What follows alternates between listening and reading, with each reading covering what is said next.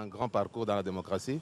Et au jour d'aujourd'hui, dire que la RDC n'est pas totalement démocratique, je pense que ce ne serait pas correct. Nous sommes une jeune démocratie. Je le défie pour lui dire de revenir dans 10 ans. Je ne pense pas que Kabila sera toujours président d'ici 10 ans. Quelqu'un d'autre pourra venir. C'est ça aussi le signe d'une démocratisation. Chez nous, il n'y a pas les droits de l'homme. La démocratie aussi n'existe pas. La liberté d'expression, il n'existe pas ici chez nous. Vous voyez, souvent on voit des gens ici, même si vous parlez la vérité, on vous arrête et vous partez en prison. Il nous a découragés. Il devait plutôt nous encourager dans le processus de la démocratie que nous sommes en train de mettre un pas, au lieu de nous décourager totalement. Avec une révolution démocratique, avec une révolution de la politique, notre pays commence à essayer à emboîter le pas des Occidentaux, à organiser les élections.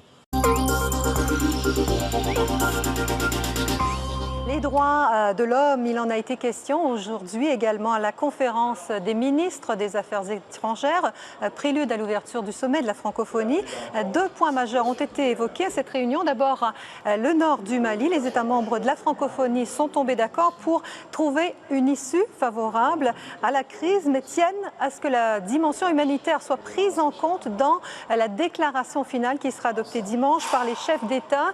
Autre point, le Nord Kivu. Alors la prudence, tout le monde est d'accord pour que les responsables soient sanctionnés, mais comme les 2 pays concernés, la République démocratique du Congo et le Rwanda, sont tous les 2 membres de la francophonie, eh bien, personne n'ose prendre parti, donc a priori on ne devrait pas avancer sur ce dossier-là. Le Nord Kivu, justement, une région larvée depuis 20 ans par des guerres et où le viol s'est de plus en plus banalisé. Une de nos équipes s'est rendue à Goma. Elle a suivi la brigade policière de la protection de la femme et de l'enfant. C'est un reportage d'Ilham Taoufiki, Clément Aline et Robin Monjanel. Descente du commissaire Bodeli sur les lieux du crime. Laissez-moi entrer. Une boutique exiguë dans la banlieue de Goma.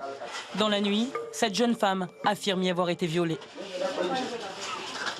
C'est une scène de crime. Parce qu'en fait, c'est ici que les faits se sont passés. Nous voulons voir exactement comment les faits sont passés. Francine, 19 ans, doit raconter au commissaire devant son violeur présumé. Il voulait acheter encore une bière, mais je lui ai demandé de partir. Je lui ai dit que je voulais dormir. Il s'est donc allongé sur ton lit. Et après, qu'est-ce qu'il a fait? Il m'a prise de force. Un viol, un de plus, le quotidien du commissaire Bodeli. Et comme à chaque fois, il doit faire face à la colère des riverains pour mener l'enquête.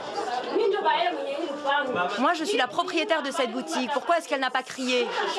Est-ce que quelqu'un peut te violer sans arme ni bâton? Et toi, là, tu ne cries pas? Toi, t'es une pute. C'est une pute. Première insulte, et pas la dernière. À la sortie, ils sont des dizaines à cracher leur haine. Désormais, Francine doit affronter le regard des autres.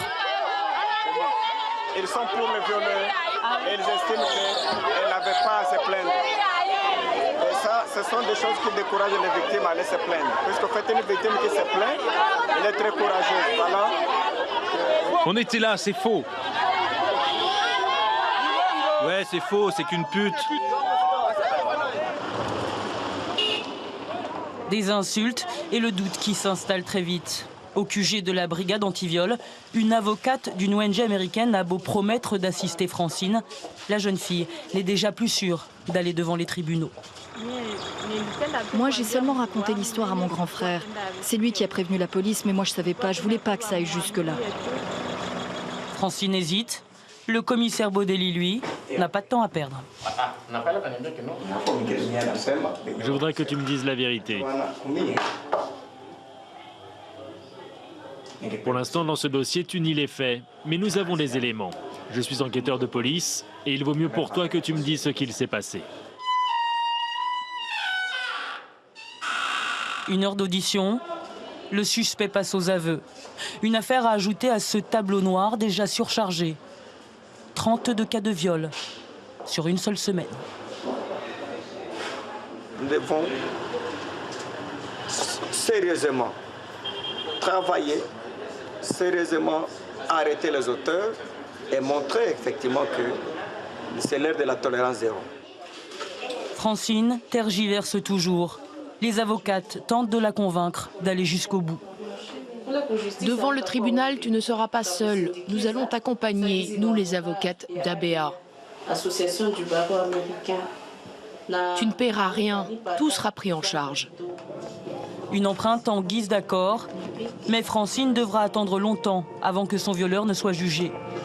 Les tribunaux sont débordés, 6 mois en moyenne, durant lesquels la jeune femme ne devra pas craquer.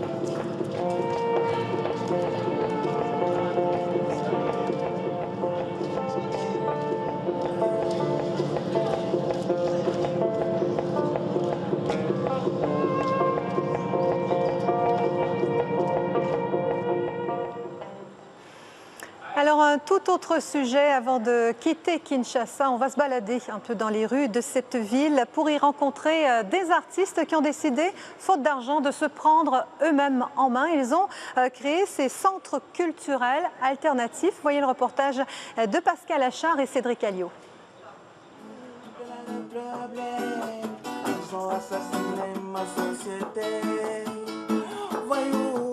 Accueil chaleureux des artistes du collectif Sadi. C'est Yves Sambou, jeune plasticien congolais, qui a créé ce centre culturel au cœur d'un quartier populaire de Kinshasa.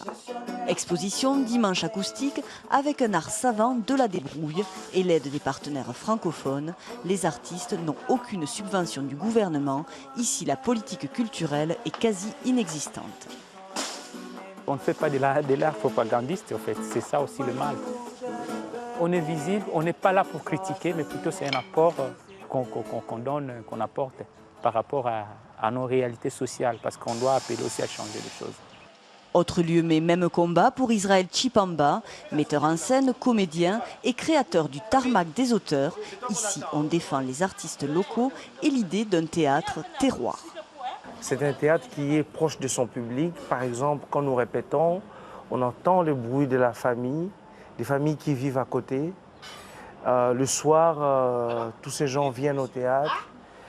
Ce soir, la pièce est un procès-spectacle contre le français des académiciens. C'est dans le nord, dans le nord. Oui, dans le nord, mais dans le nord où? Dans quel continent, monsieur? Hein?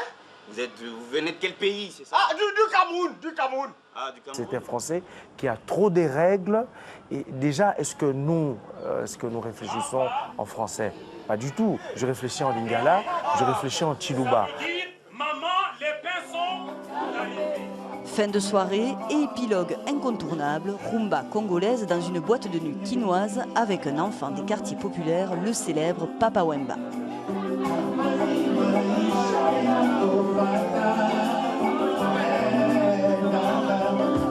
Si je suis resté vivre chez moi ici, uniquement pour essayer de donner un peu un coup de pouce à tous ces artistes, à tous ces stars, mais seulement manque un peu de moyens. Mais je sais qu'un jour, on y arrivera, quoi. Une scène dynamique qui rêve à sa manière d'une révolution artistique congolaise.